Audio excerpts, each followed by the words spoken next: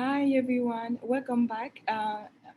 In this video, I'm going to show you how to solve basic, I say factoring, but so I want us to try to solve by factoring the difference of two squared. Okay, so let me fix that. So you're going to use the factoring the sum of two squared to solve quadratic equation made of two terms. Okay, so what I want you to remember is, okay, in my previous video, I explained how to factor the difference of two squared. Okay, what am I calling this the difference of two squared? Is because, okay, I have first a difference, I have a difference, and I have two squared. The first one is x squared, and the second one is 1 squared. And the reason I say 1 squared is 1 squared is 1. So I can rewrite this quadratic equation as x squared minus 1 squared equal 0. Again, you see the difference of two squares. So to solve this quadratic equation by factoring the difference of two squares, you're going to set up like this. You're going to do two empty factors, okay, equal 0.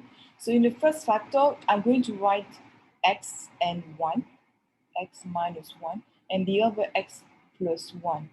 And the reason why the sign needs to be opposite of each other is because you are canceling the middle terms. As you can see here, there's no term with the x. Okay, so remember you have ax squared plus bx plus c, right? There's no term with the x. Okay, the b here is 0. Okay, so to cancel the middle term, that's why you have to make sure you have a minus and a plus.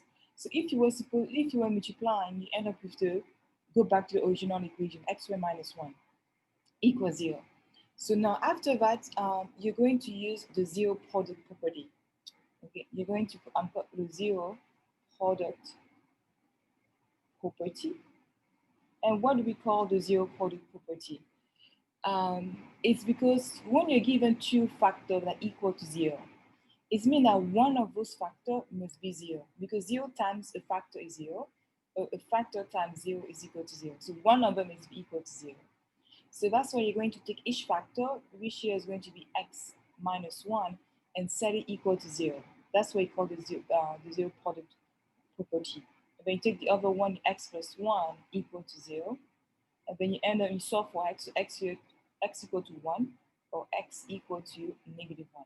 Again, you could have solved this equation also by taking the square root, but by solving by taking the square root, like I showed you in class.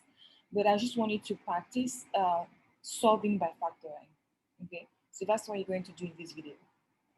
So for example 2, okay, so if you notice, example 1, I gave you the difference of 2 squared. Okay, I gave you the difference of 2 squared. Now, example 2, what do we have here? We have the sum of 2 squared. So now, how do we factor the sum? How do we factor the sum of 2 squared? How do we do this? So again, the sum of 2 squared I've shown you here. If there's two numbers that you can turn as a square, and the operation between those two is addition, we can factor by using the product of two complex conjugates. Okay, and it has to be written in the form of a plus bi and a minus bi. So what we're going to do is we're going to write two factor. What am I going to write inside the factor? So remember, this is represent a and this represent b. So I'm just going to drop the square and write the term x plus 1i, okay, and then x minus 1i, okay.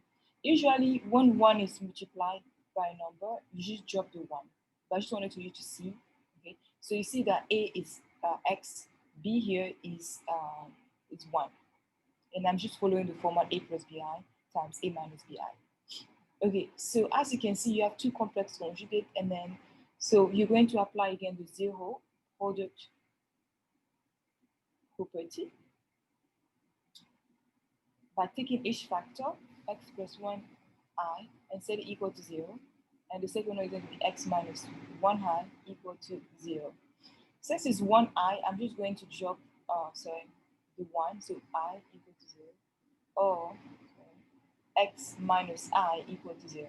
Because when you multiply by 1, just drop the 1. Okay. So now we want to solve for x. I have to minus minus I on both sides. So I end up x equal to negative I, or x equal to positive I. So I have two solutions. The first one is negative I, and the second one is positive I. So by the only two number when you plug it into here, right? If you take negative 1, negative I, everything squared, okay, you end up with what? So let's plug in negative I squared plus 1. Is it going to be equal to 0? Okay, so negative I squared means it's going to be I squared, positive I squared, and I squared is equal to negative 1 plus 1 is equal to 0. It's true. And the same is true for I. Okay, if you plug in I into the x, I squared is negative.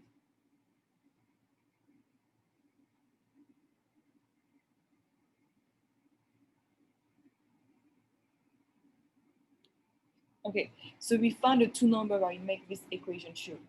Okay, so as you can see, the solution here, you have, let me squeeze that, you have two complex conjugate solutions. Okay, and then for number 1, if you can see here, the number are real numbers, and to be precise, you have two rational solutions. Okay, and like before, I can use, to check your work, you can plug in negative 1 and you square it. Minus 1, is it going to be equal to 0? Yeah, negative 1 squared is positive 1, minus 1 is equal to 0. Check. And the same is true with positive 1.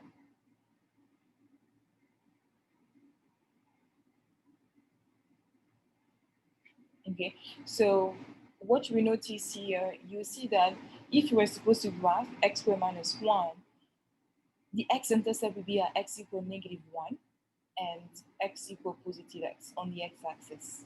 Okay. This is 1 and this is negative